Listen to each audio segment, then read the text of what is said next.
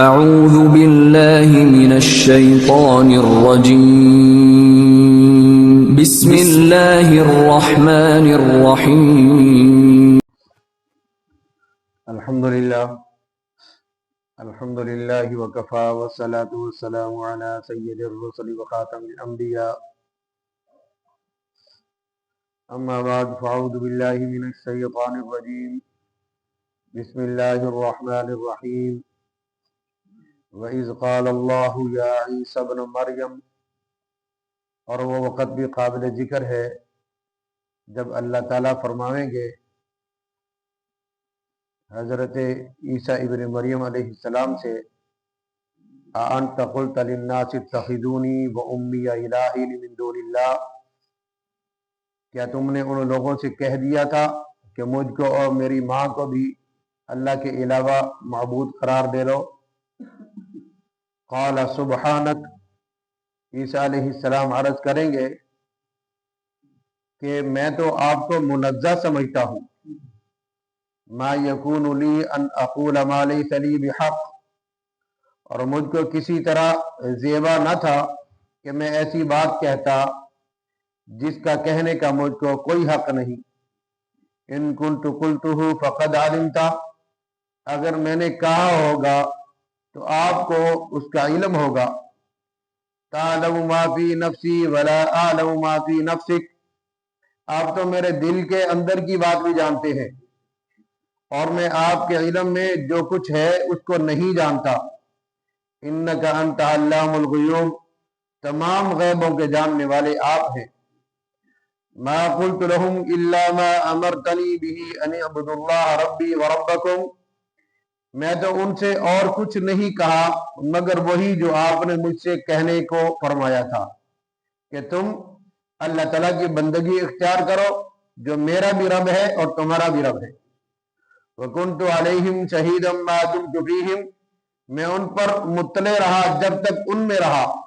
فَلَمَّا تَوَفَّيْتَنِي كُنْتَ أَنْتَ الرَّقِيبَ عَلَيْهِمْ، پھر جب آپ نے مجھ کو اٹھا لیا تو آپ ان پر مطلع رہے۔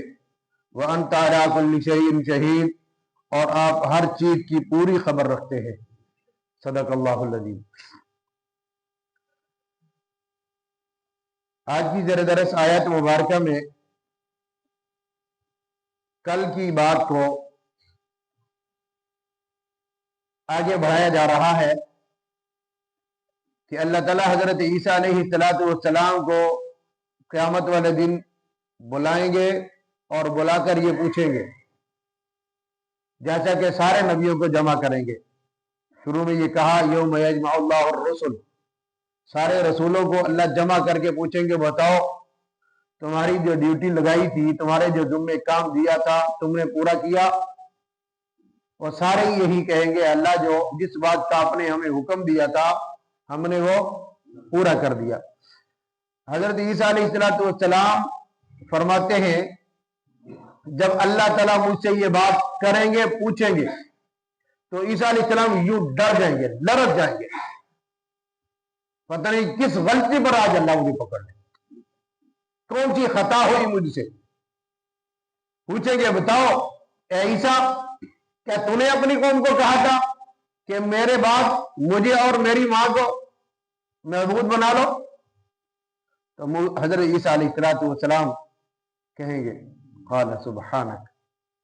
تھوڑی دیر خاموشی طاری رہے گی، بول نہیں سکیں گے، زبان لڑکھڑائے گی اور کانپتے کانپتے یوں کہیں گے قال سبحانک، اے اللہ آپ تو ہر کمزوری سے پاک، آپ تو ہر چیز سے پاکیزہ ہے، پاک ہے، ہر قسم کے شریک سے پاک ہے۔ ما یکون لی ان اقول ما لیس لی بحق، میں وہ کیوں کر کہوں گا جو آپ نے مجھے نہ کہا ہو اور میں اس قوم کو بتاؤں؟ میں تو اس بات کا حق رکھتا ہی نہیں ہوں کہ میں آپ کی اجازت کے بغیر، آپ کی بات کے بغیر میں کوئی ان کے سامنے کی بات رکھوں یا کروں، ایسا نہیں ہے۔ ان قلت فقد علمتا، یہاں اپنی معذوری کا اظہار کرتے ہوئے یوں کہیں گے اے اللہ اگر میں نے یہ کہا ہے آپ کو تو علم ہے، اگر یہ میں نے بات کسی سے کہی ہے، آپ کے پاس تو ریکارڈ ہے، میں تو کوئی بات چھپا سکتا ہی نہیں ہوں، ہر چیز آپ نے لکھ رکھی ہے، چاہے نبی ہے چاہے امتی ہے، ایک ایک بات کو نوٹ کر کے رکھا ہوا ہے آپ نے۔ میں نے اگر کوئی کسی سے بات چھپکے سے بھی کی ہے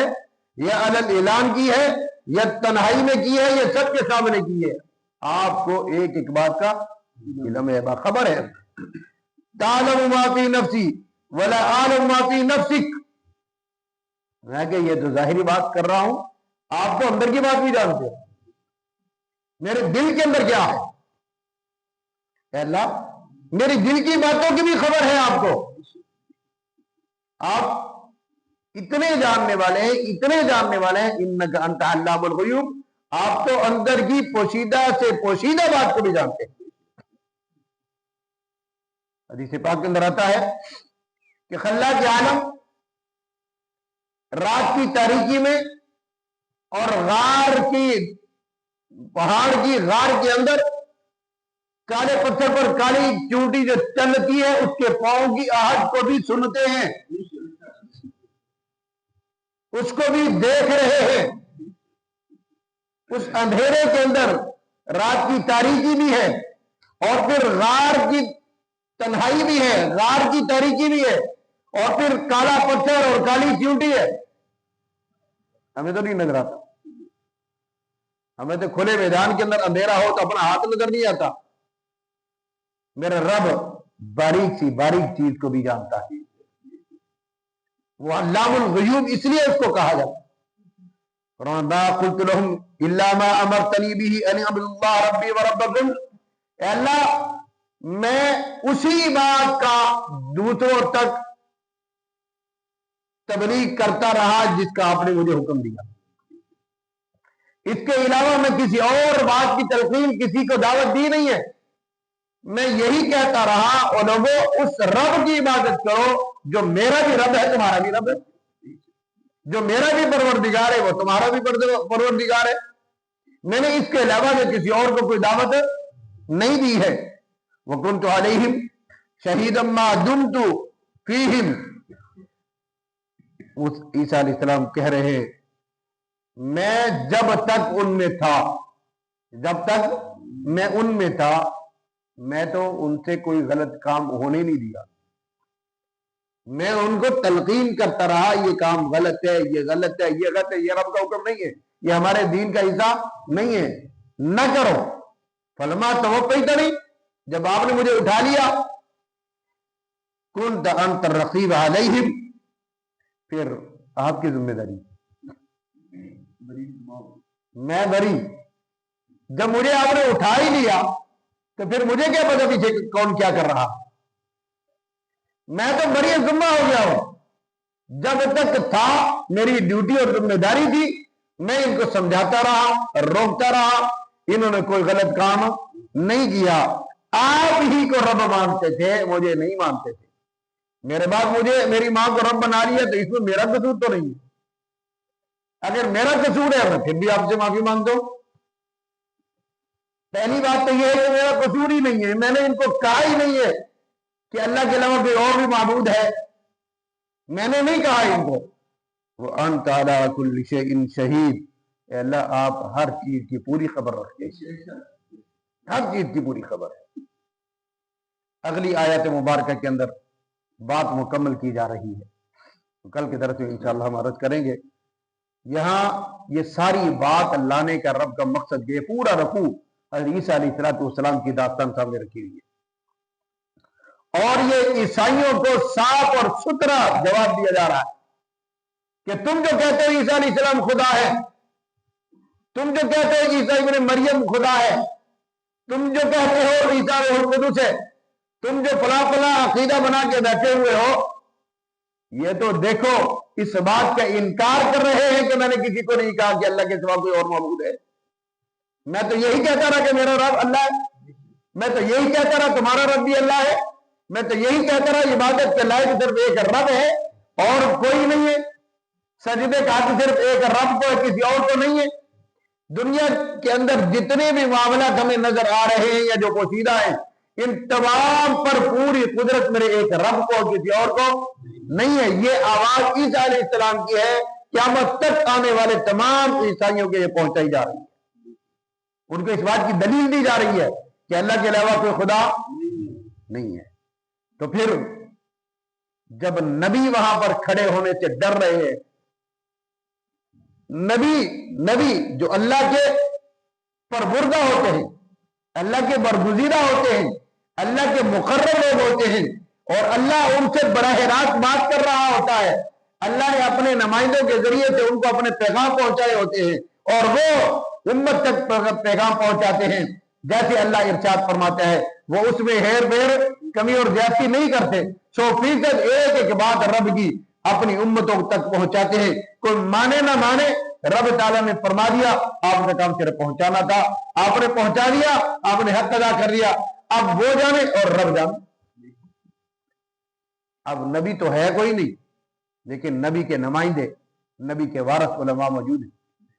وہ اگر قرآن پہنچانے میں، رسول اللہ صلی اللہ علیہ وسلم کا فرمان پہنچانے میں کوتاہی کرتے ہیں، یہ ان کی غلطی ہے، یہ ان کی کمزوری ہے، یہ ان کی نااہلی ہے۔ اگر اللہ اور اس کے رسول کے پیغام کو چھپاتے ہیں، توڑ موڑ کر پیش کرتے ہیں، تو یہ ان کی کمزوری ہے۔ اللہ کا حکم یہ ہے کہ جو میں نے فرما دیا، میرے محبوب نے فرما دیا، اس کو صحیح پہنچاؤ۔ ہمارا کام صرف پہنچانا ہے، زبردستی نافذ کرنا نہیں ہے۔ کسی کو ہدایت پر لانا ہماری ذمہ داری نہیں ہے، ہمارا کام صرف پہنچا دینا ہے۔ کوئی مانے نہ مانے، ہم نے تو کھول کر سر عام رکھ دیا ہے، کس کا دل چاہے پائے روشنی، جس کا چاہے تو چھپا لے اپنے آپ۔ اللہ تعالیٰ سے دعا ہے، اللہ حکم العالمین ہم سب کو قرآنی تعلیمات پر 100% عمل کی توفیق نصیب فرمائے۔ وآخر دعوانا ان الحمدللہ رب العالمین۔